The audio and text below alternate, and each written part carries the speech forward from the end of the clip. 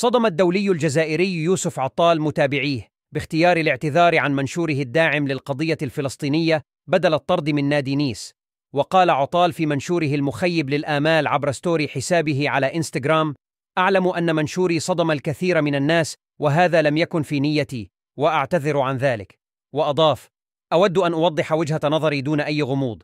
إنني أدين بشدة جميع أشكال العنف في أي مكان في العالم وأدعم جميع الضحايا. لن أدعم أبدا رسالة الكراهية.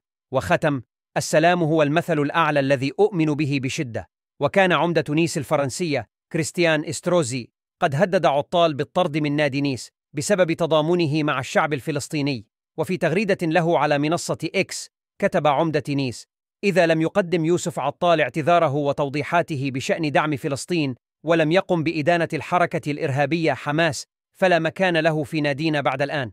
وعبر لاعب نادي نيس يوسف عطال عن تضامنه مع الشعب الفلسطيني وما يتعرض له من حرب إبادة من طرف الكيان الصهيوني، حيث نشر على حسابه عبر إنستغرام صورة له وهو يتوشح الكوفية الفلسطينية وأرفقها بعبارة الحرية لفلسطين.